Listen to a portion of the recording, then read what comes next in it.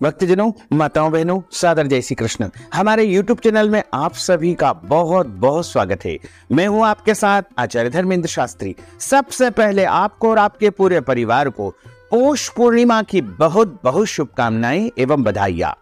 भगवान लक्ष्मी नारायण का तथा सूर्य नारायण भगवान का भरपूर आशीर्वाद आप सभी के जीवन पर सदैव बना रहे।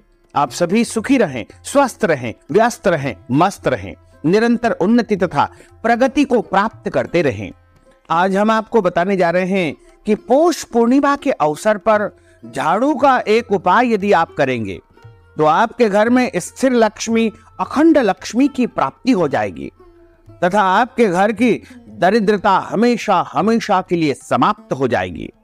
और इस उपाय को अगर आप पौष पूर्णिमा के दिन पूरी श्रद्धा, विश्वास एवं भक्ति के साथ करेंगे तो निश्चित तौर से आपको सफलता प्राप्त होगी।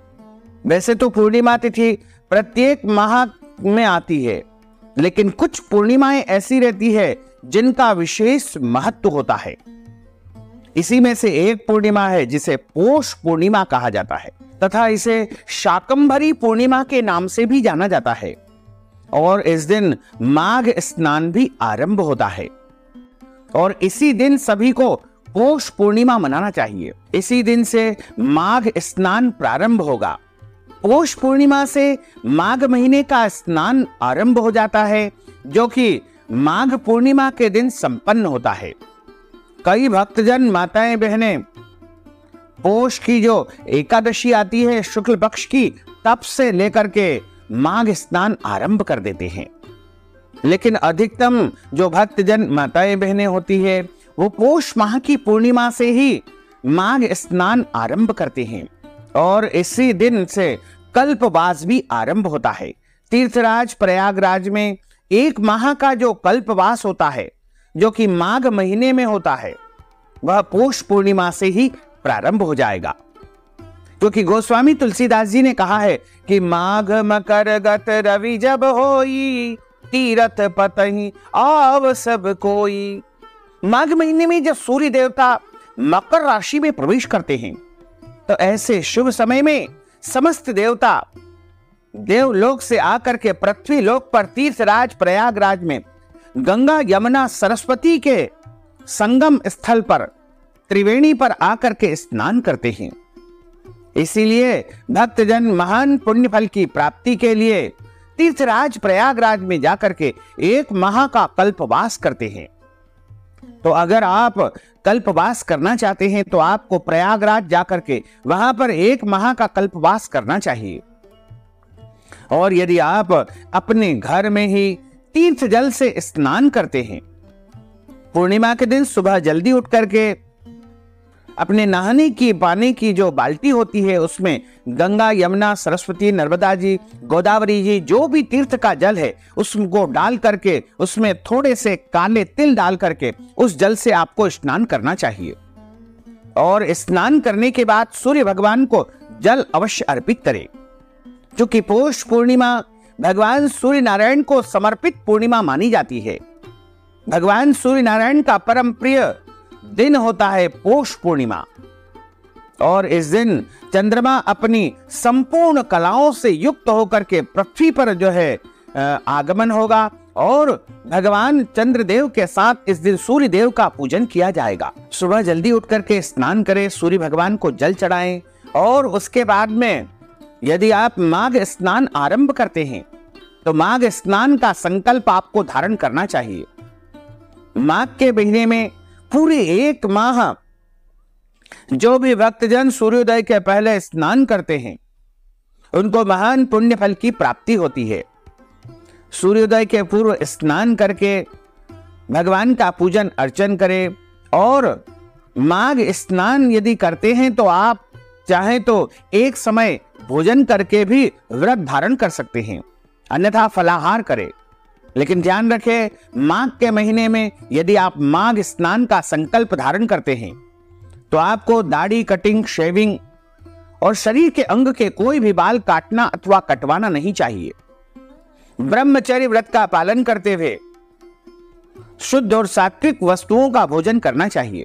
लहसुन, प्याज, मांस, मदिरा से दूरी बनाकर रखना चाहिए। ब्रह्मचर्य व्रत का पालन करना चाहिए। पृथ्वी पर शयन करना चाहिए।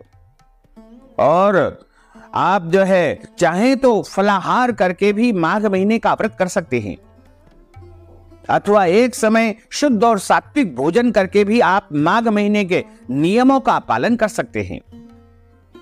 जैसा आपका शरीर साथ दे उसी प्रकार आप नियम धारण करें। और प्रतिदिन सुबह जल्दी उठ करके स्नान करें, सूर्य भगवान को जल अर्पित करें, तुलसी माता की पूजा करें, गौ माता की पूजा करें, अपने घर के मंदिर में पूजा करें, और आप चाहें तो दीप दान भी करें। सुबह सूर्योदय के पहले तथा शाम को सूर्यास्त के बाद में तुलसी माता के समीप दीप जलाएं, भगवान के समीप दीप जलाएं, पीपल के पास में दीप जलाएं, और आप जहां भी आपकी श्रद्धा हो आपके अनुसार दीपदान अवश्य करें। पौष पूर्णिमा के दिन आप जो है व्रत रखना चाहते हैं तो पूर्णिमा का व्रत रखें।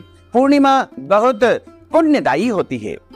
कहा गया है कि 32 पूर्णिमा का व्रत करने से मनुष्य को सांसारिक सुखों की प्राप्ति होती है, पुत्र सुख की प्राप्ति होती है, और घर परिवार में सुख शांति समृद्धि का आगमन होता है। पौष पूर्णिमा के दिन सुबह जल्दी उठकर के स्नान करें, अच्छे धुले हुए कपड़े पहने, और इस दिन दाढ़ी कटिंग शेविंग न करवाएं, तथा इस दिन आप अभक्ष भक्षण जैसे लहसुन, प्याज, मांस, मदिरा, मसूर की दाल का या कटहल की सब्जी का उपयोग भोजन में बिल्कुल न करें, और ब्रह्मचर्य व्रत का पालन करें। किसी भी प्राणी का दिल न दुखाएं। घर आए हुए याचक, भिखारी अथवा जरूरतमंद व्यक्ति को खाली हाथ न जाने दे, उसको कुछ न कुछ दान पुण्य अवश्य करे।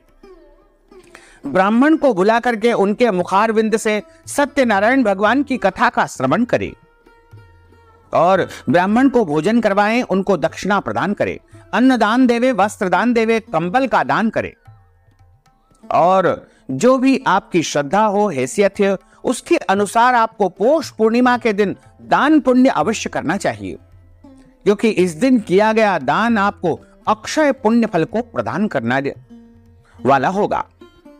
तो आप इस दिन पुण्य कर्म अवश्य करें, दान कर्म करें, और शाम के समय माता महालक्ष्मी का पूजन अर्चन करें, शुद्ध घी का दीपक जलाएं, तथा एक नई झाड़ू खरीद करके इस दिन अपने घर में लाएं।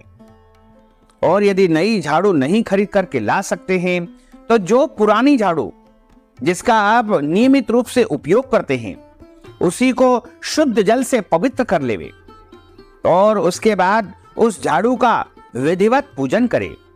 अगर आप नई झाड़ू खरीद करके ला सकते हैं तो अति उत्तम रहेगा। आप झाड़ू ला करके पूर्व और उत्तर के जो ईशान कोण होता है वहां पर झाड़ू को लेटा करके उसकी पूजा करें, क्योंकि झाड़ू को साक्षात महालक्ष्मी का स्वरूप माना गया है। और पूर्णिमा के दिन विधिवत झाड़ू का पूजन करने से घर में अखंड लक्ष्मी का वास होता है, स्थिर लक्ष्मी का वास होता है, और घर में जो है सुख शांति समृद्धि का आगमन होता है। तो सबसे पहले झाड़ू का पूजन करें, झाड़ू को जल से पवित्र कर लेवे। यदि आपके पास तीर्थ जल, गंगा जल, यमुना जल और कोई भी पवित्र नदी का जल है तो उस जल को झाड़ू के ऊपर छिड़क करके पवित्र कर देवे। उसके बाद झाड़ू के कंठ भाग से यानी जहां पर हम पकड़ते हैं उस हिस्से पर मोली यानी रक्षा सूत्र, जैसे हम कलावा भी कहते हैं, जो लाल रंग का एक धागा होता है, उसको बांध देवे। और उसके बाद झाड़ू के ऊपर कुमकुम और रोली अवश्य अर्पित करें, तथा हाथ में पीले अक्षत यानी हल्दी में रंगे हुए पीले चावल रख करके माता महालक्ष्मी से हाथ जोड़ करके प्रार्थना करें कि हे महालक्ष्मी, आप हमारे घर में स्थिरता के साथ में निवास करें, आप हमारे घर में अखंड लक्ष्मी के रूप में निवास करें, आप हमारे घर में हमेशा हमेशा के लिए वास करो। इस प्रकार आपके मन में जो भी इच्छा है, कामना है, वो बोलते हुए आप पीले अक्षत झाड़ू के ऊपर अर्पित कर देवे।